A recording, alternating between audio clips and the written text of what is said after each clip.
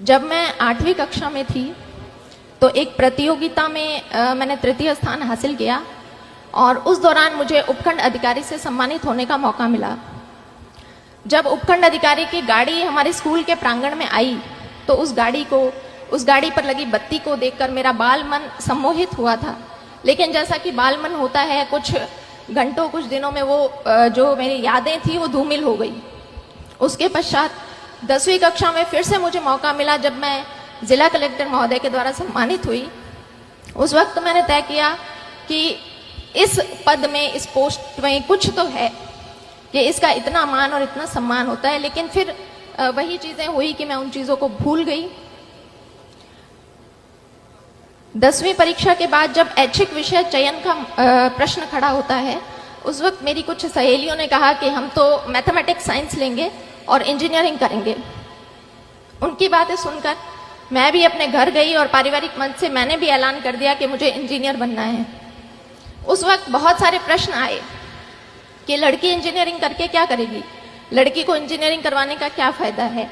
लेकिन वहां मैं धन्यवाद देना चाहूंगी अपने पिता को, जो ढाल बनकर मेरे सामने खड़े रहे और मेरे इस निर्णय का पूरा उन्होंने सम्मान किया और मुझे इंजीनियरिंग की पढ़ाई पूरी करवाई। इंजीनियरिंग की पढ़ाई 4 साल पूरी करने के बाद मैं फिर से एक ऐसे बिंदु पर खड़ी थी जहां से बहुत सारे रास्ते निकल रहे थे और उन रास्तों में से मुझे किसी एक रास्ते का चयन करना था। कोई विशेष गाइडेंस, मार्गदर्शन तो मेरे पास नहीं था, लेकिन परिवारजनों से विचार विमर्श किया और तय किया कि बैंक की काफी भर्तियां खुली हुई है और मुझे बैंक का एग्जाम देना चाहिए।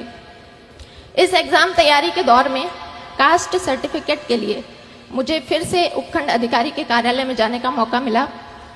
उस दिन उनके कार्यालय के बाहर भीड़ को देखकर फिर से एक बार मुझे लगा कि इस पोस्ट के लिए मैं ट्राई कर सकती हूँ।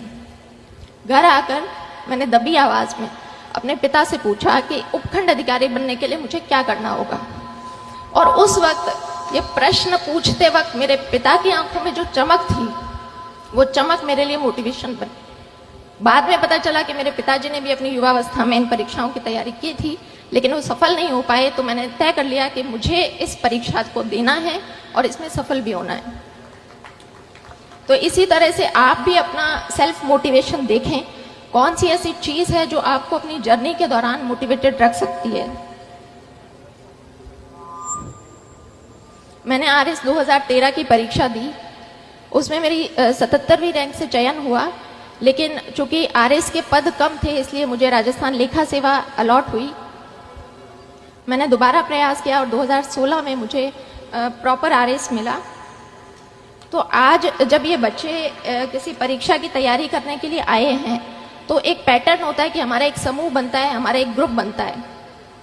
मैं आप सभी लोगों से अनुरोध करूंगी कि अपने उस ग्रुप का चयन बहुत सोच समझ कर करें। जब मैंने प्रारंभिक परीक्षा अपने घर से तैयारी करके पास की, मेंस के लिए मैं जयपुर गई। वहां पर शुरुआती दिनों में कुछ मेरे ऐसे दोस्त थे जिनका हर वक्त यही कहना होता था कि भर्ती तो सिर्फ 700 पदों पर निकली है, हमारा नंबर कहाँ आएगा। हमसे पहले भी बहुत से बच्चे हैं जो तैयारी कर रहे हैं, हमारा नंबर कहाँ आएगा। तो मैं भी उन शुरुआती दिनों में काफी नेगेटिविटी से घिर गई थी।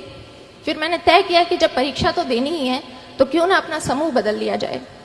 फिर मैंने 2 ऐसी लड़कियों का चुनाव किया जो मेरे ही बैकग्राउंड से थी। हमारा बस एक ही डिस्कशन रहता था कि भर्ती तो सैकड़ों पदों पर निकली है, हमें तो सिर्फ एक पद चाहिए।